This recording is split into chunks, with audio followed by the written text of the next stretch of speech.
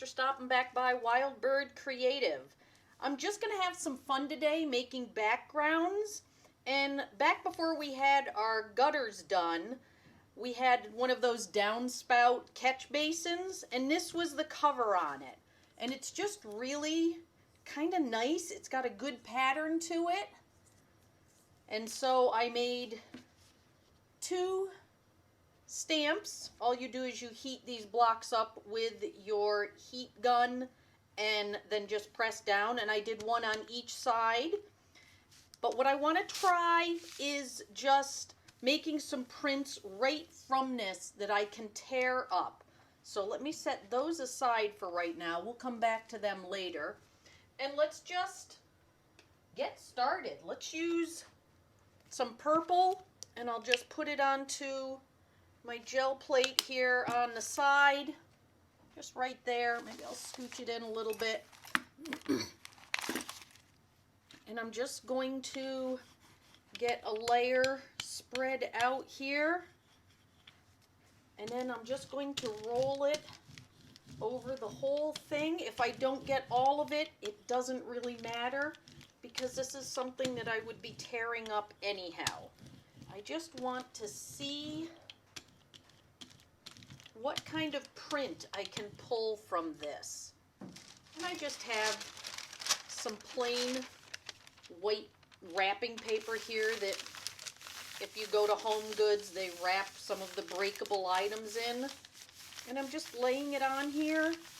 And you can already see the pattern starting to come through. And again, it doesn't matter if it's not perfect, because it's just going to be great for a background. Yeah, let me rub a little bit more over there. There we go. So that's pretty cool. I like that. I think that came out nice. And now let me try flipping it over and doing the same thing on the other side. This side I'm not so sure about, because it is such a tiny amount of detail here, but we'll give it a go. We'll see. It's all good fun. Making backgrounds is very relaxing because you're not really trying to have a finished product. You're just enjoying, experimenting, and seeing what you make.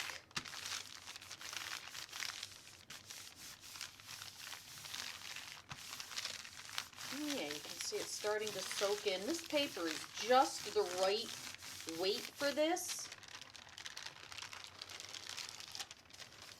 So there it is from the other side, which I think came out really nice. Let me set these aside and out of the way, and then just let's lift this up, set it aside, and let's try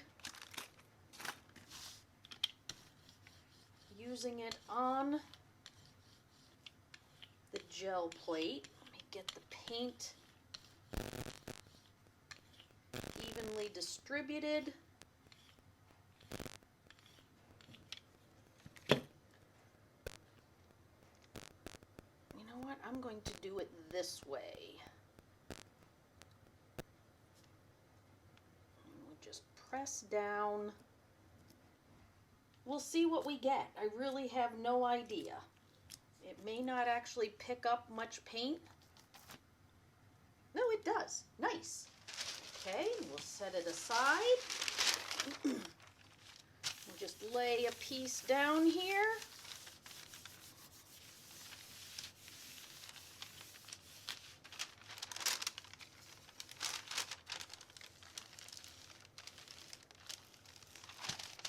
And you get quite a nice print. Let's do another one on some of this old notebook paper.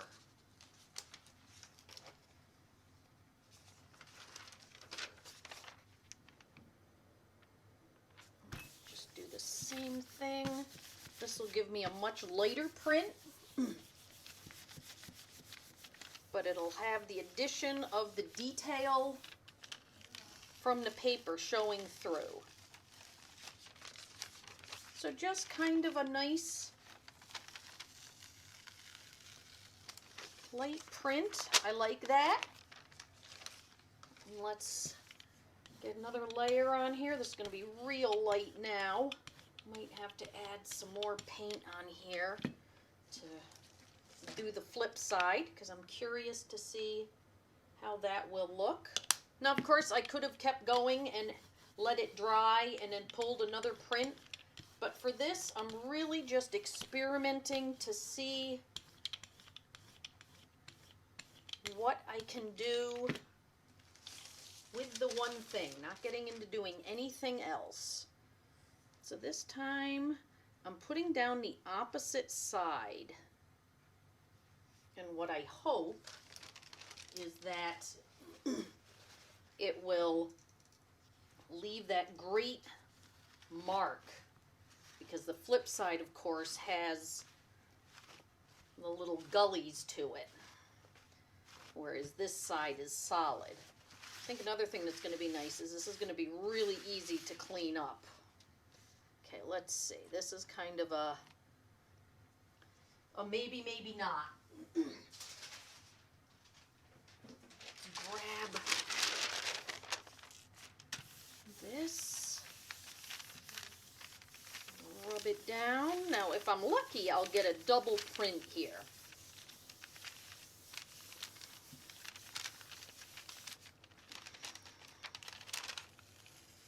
Oh, I did. So I've got the first layer, and then I've got the reverse. And I like that. That's going to tear up beautifully. Let me put my gel plate aside and my brayer. Everything will need washing. And then let me pull over just these little blocks. And let's use, you know what, let's stick with the purple theme here. And again, I did these using one side and then the other. And they're just soft foam blocks. I can't think of the name of them. I will look that up for you though, so that those of you who are interested can get them. Okay, I like that. That's very, it's kind of got a Mayan feel to it. It's nice, nice bold image here. You can see I've got another one on the back of this. I use both sides of these. And then when you're tired of it, you just heat them up and they become smooth again and you can start all over. So there we go. There they are. I've got all kinds of prints that I can use. And I'm going to let them dry and then I'll make a project. I don't know what it's going to be. I may add some more stuff to it. One never knows. Once you get started, all kinds of things can happen. Make sure I get the ink off these. You do not want to let it dry, because when you do, it stays. They still work fine, but that's just a side note for you. So let me let these dry, clean things up a little bit, and I'll be right back. Hello everybody. Let's get started on this. I just have just a simple stencil. I just want to break up the background a little bit, and I'm keeping it in the purple tone. And this is going to get covered up for the most part, but I'll have a little bit that shows through. So I'm just going along and just adding, see, just a little bit there, a little bit down here. This won't take long. This is a very quick part. I'm using up the last of my light blue violet paint. I had just enough left in the tube to do this. And I think that's all I want. I might have it come over a little bit more and just let what paint is left just kind of soften out. So I have a very nice faded detail. Put that aside. Put the sponge aside. And then I've got just some papers, stuff that I tore out of an old magazine that was headed to the recycling bin.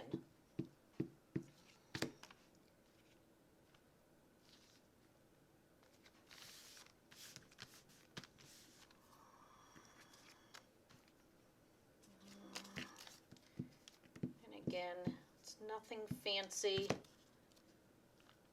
These are going to get covered up anyhow, but it just helps add some interest.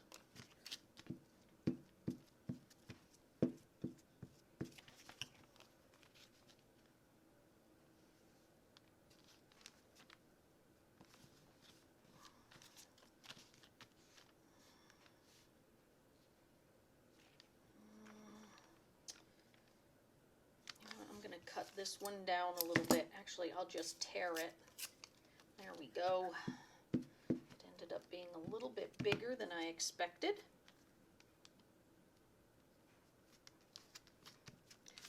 Okay, set that aside. And then I've got just the pieces that are from the stamps. And I'm just going to randomly put these around too. No rhyme, no reason.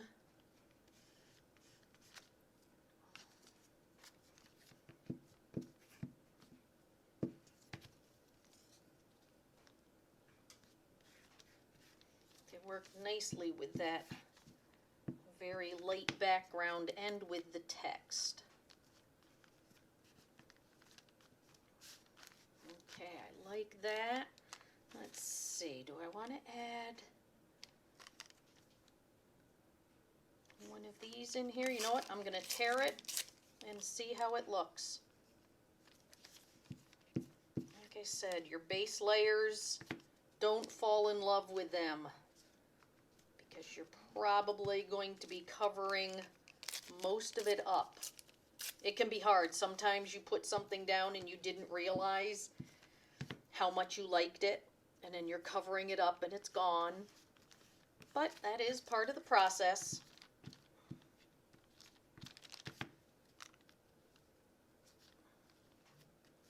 There we go. Let me make sure everything is stuck down. Next, let me move my stamps out of the way. That's for later on. I already sorted out some just to use down the road as an accent. But right now, I'm going to come in with another stencil. This is a Sean Petit one, and I'm going to use a light violet. And just go in and just have some fun covering up some of this text, because I don't need it. The text really is not what's important. Part of it'll still show through, but it's not like it's integral to the piece. Plus, it brings down some of those whites. See, it just softens it up.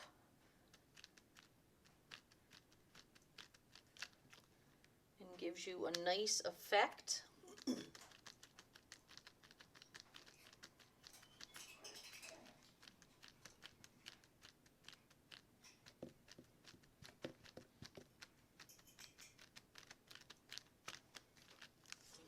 go. Let's slide it over.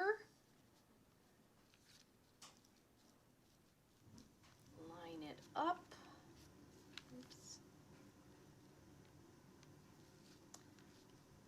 Little fussy on me there. Don't know what it's catching on, but I will get it into place. There we go. Get some more paint on here.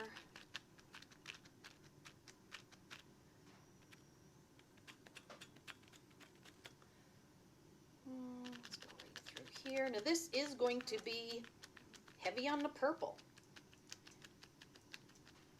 These under layers are definitely in that family.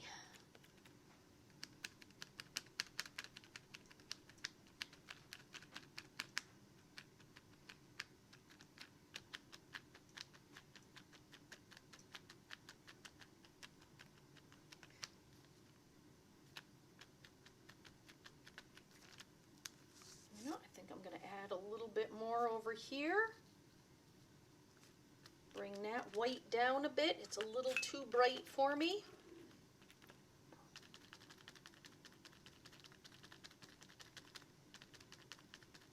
And you'll see I'm going right over everything. It's all building up. Okay, I'm going to let this dry, put some music on, and we'll put the final steps on this piece. We'll decide whether we're going to use stamps in a complementary color or whether we're going to stay in the purple theme. We'll be right back.